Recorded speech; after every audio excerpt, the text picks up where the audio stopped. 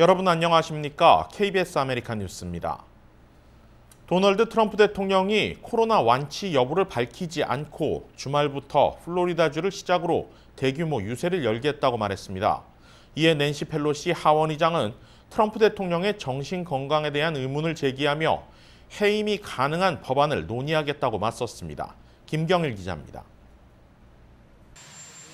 11월 3일 대선을 앞두고 도널드 트럼프 대통령이 플로리다주에서 대규모 유세를 강행한다고 밝혔습니다. 주치의로부터 코로나 완치 판정은 아직 받지 않았습니다. 트럼프 대통령은 러시 림보의 라디오 프로그램에 출연해 활동할 정도로 몸 상태가 매우 좋아졌고 직접 치료제를 체험해본 결과 만족스럽다고 밝혔습니다. I was in not great shape, and we have a medicine that healed me, that fixed me. It's a great medicine. And had I not gotten it, Rush, it would have been in line for another year probably before they brought it out. 트럼프 대통령은 어제 팍스 비즈니스 전화 인터뷰에서 나는 완벽한 신체 표본인데다 엄청나게 젊기 때문에 빨리 회복할 수 있었다며 내가 전염력이 있다고는 생각하지 않는다고 말했습니다. 백악관은 화상 인터뷰에서 트럼프 대통령의 건강 상태에 대해 대통령은 담당 의사의 승인을 받는 대로 활동할 준비가 돼 있다고 밝혔습니다. 낸시 펠로시 연방 하원 의장은 트럼프 대통령의 정신건강과 건강에 대한 투명성을 높여달라며 수정헌법 25조를 설명했습니다. 수정헌법 25조는 대통령의 직무수행 불능과 승계 문제를 규정한 조항으로 펠로시 의장은 필요시 추가 조항도 논의하겠다고 밝혔습니다. He will face the judgment of the voters. The 25th Amendment creates a path for preserving stability if a president suffers a crippling physical or mental problem. 펠로시 의장은 수정헌법 25조를 들며 현 대통령의 건강에 문제가 된다면 이에 조치할 수 있는 필요성을 일깨워주기 위한 것이라고 강조했습니다. 트럼프 대통령은 내일 유세는 놀라운 일이라며 플로리다에 이어 일요일 펜실베니아에서 대규모 유세를 하기 원하며 건강을 회복해 매우 기쁘다고 밝혔습니다. KBS 뉴스 김경일입니다. 트럼프 행정부가 추가 경기 부양안 규모를 상향 조정했습니다.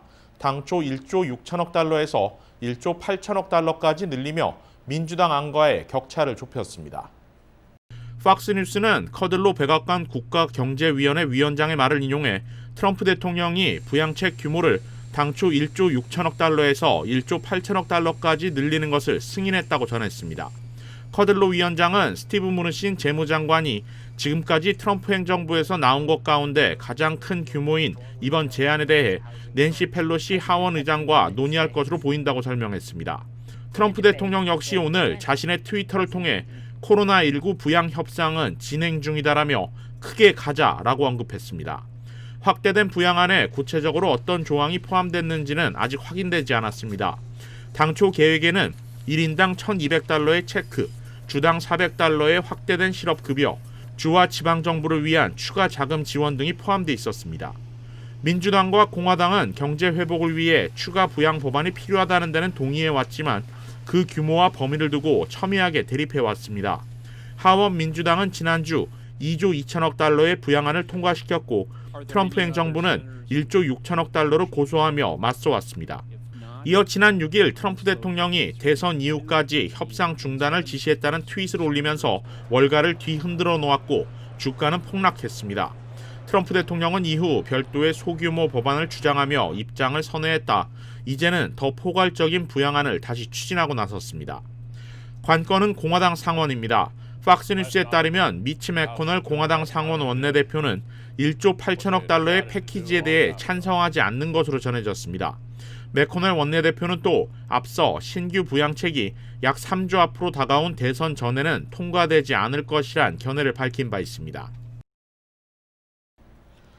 극우 무장단체 등이 내전을 시작하자며 민주당 소속 현직 주지사를 납치하려다가 체포되는 일이 발생했습니다.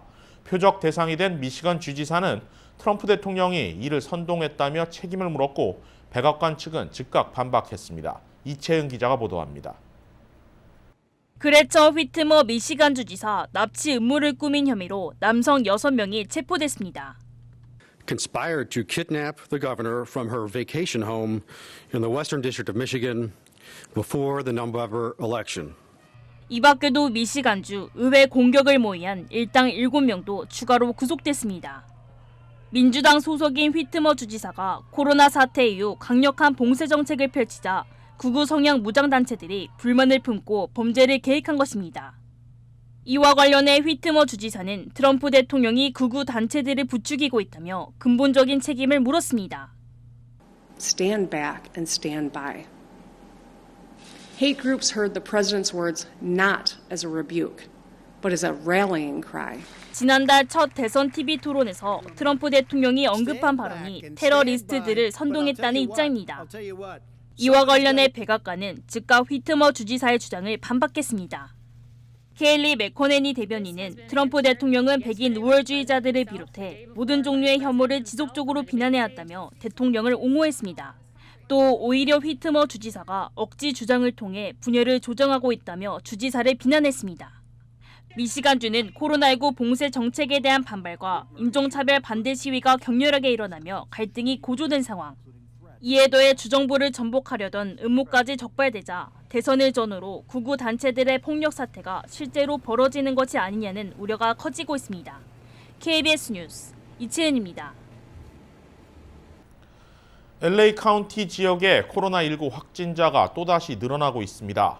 주정부 명령에 따라 일일 감염자 수 700명 이하가 2주 동안 이어져야 경제 개방이 가능한데 당분간은 어려울 것이라는 전망입니다. 이유수 기자가 보도합니다.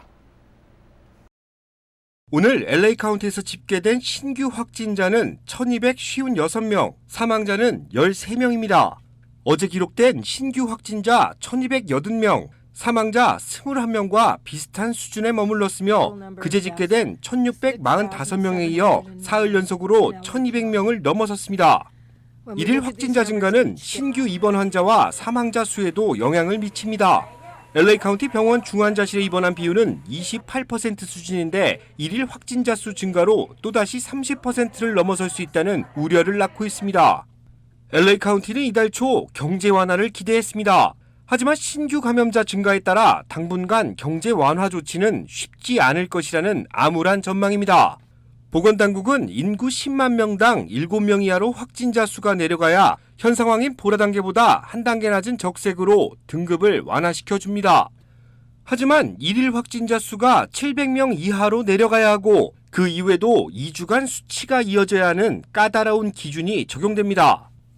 적색 등급으로 내려가면 부분적인 실내 영업이 가능해져 피부에 와닿을 수 있는 경제 완화 조치가 시행됐다고 볼 수 있습니다.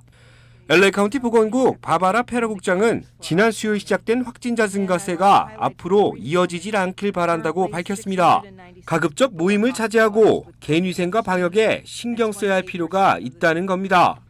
당초 예상과 달리 또다시 신규 확진자가 늘어나며 LA 카운티 경제 완화 조치는 이달 말 또는 다음 달 초에나 검토될 것으로 보입니다. 하지만 이 같은 감염 추세가 이어질 경우 백신과 치료제 보급 등 확실한 대안이 나오지 않는 한 경제 완화 조치는 쉽게 이루어지긴 힘들어 보입니다. KBS 뉴스 이우수입니다.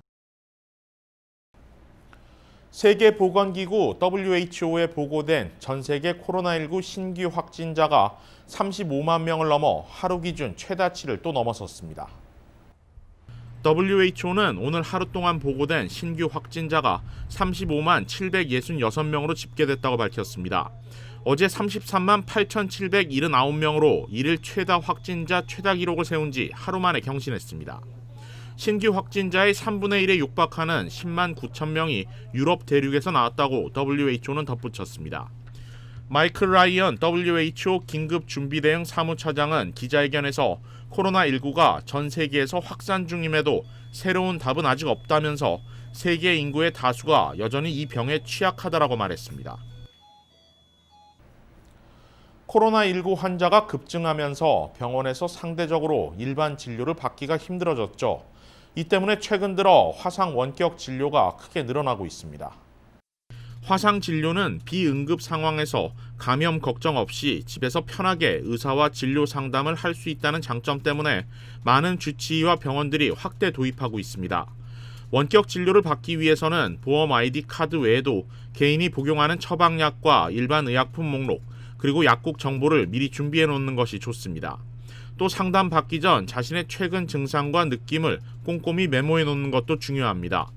집에 비치해둔 가정용 온도계와 체중계, 혈당계나 혈압 측정기를 가까운 곳에 두는 것도 원활한 원격 진료에 도움이 됩니다.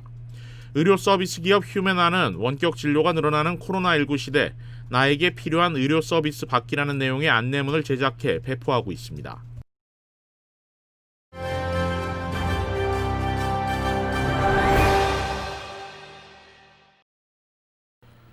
버락 오바마 대통령의 8년 집권이 끝나고 2016년 대선에서 민주당 힐러리 클린턴 후보와 공화당 도널드 트럼프 후보가 맞붙습니다.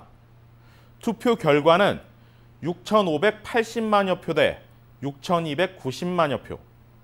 힐러리 클린턴 후보가 총 득표수에서 무려 280만여 표 차로 앞섰습니다. 그러나 결과는 패배. 선거인단 수에서 무려 77석이나 뒤지며 사실상 완패한 것입니다. 왜 이런 일이 벌어졌을까? 앞서 어제 언급했던 미국의 선거제도, 이른바 승자 독식 방식 때문입니다. 각 주에서 한 표라도 더 많이 얻은 후보가 그 주의 선거인단을 모두 가져가게 되고 주요 경합주에서 트럼프 대통령이 모두 승리하며 백악관에 입성한 것입니다.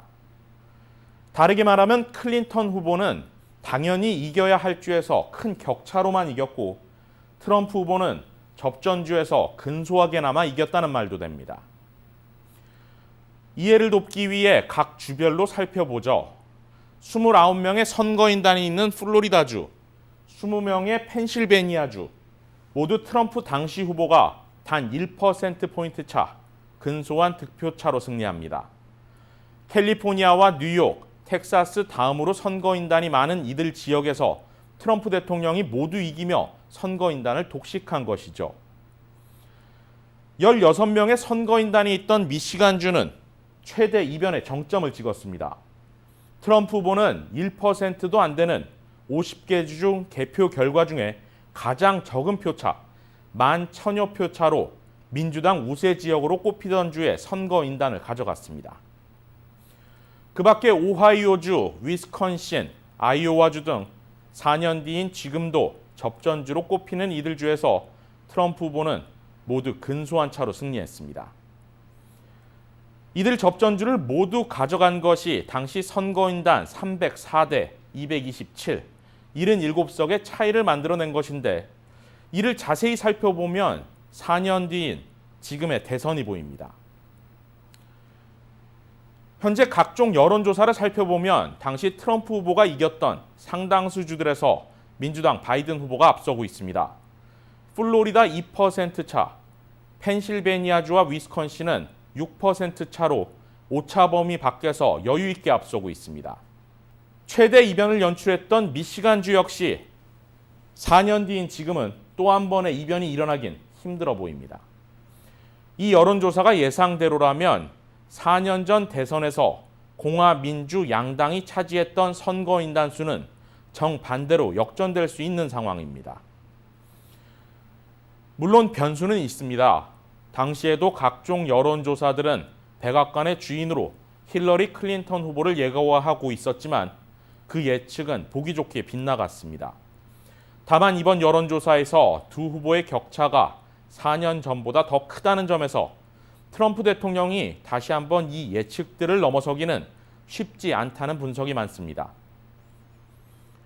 결국 이번에도 민주당의 조 바이든 후보가 트럼프 대통령을 총 득표수에서 앞설 것은 확실시됩니다. 그럼에도 아직까지 대선 승패의 향방을 예측하기 힘든 이유는 결국 승자가 그 주의 선거인단을 모두 가져가는 승자 독식이라는 점. 이에 따라 결국 접전주의 승패 여부가 백악관의 주인을 결정할 것이기 때문입니다. 그 향방은 앞으로 논하게 될 8개 주가 쥐고 있다. 이렇게 볼 수 있습니다.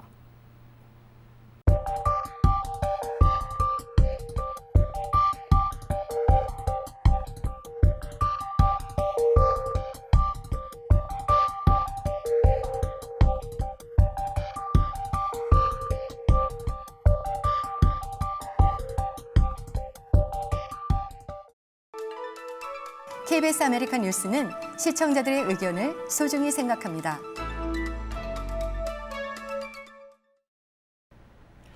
오늘 KBS 아메리카 유튜브에서는 코로나 병동에서 일하는 한인 간호사와의 인터뷰를 통해 치열한 사투를 벌이는 병원 내 상황을 간접적으로나마 들어봅니다.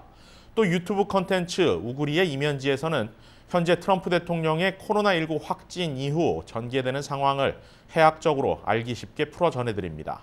김경일 기자의 인터뷰 콘텐츠 경터뷰와 이유수 기자의 우구리의 이면지, 많은 구독과 좋아요, 알림 설정 바랍니다. KBS 아메리카 뉴스 마칩니다. 고맙습니다.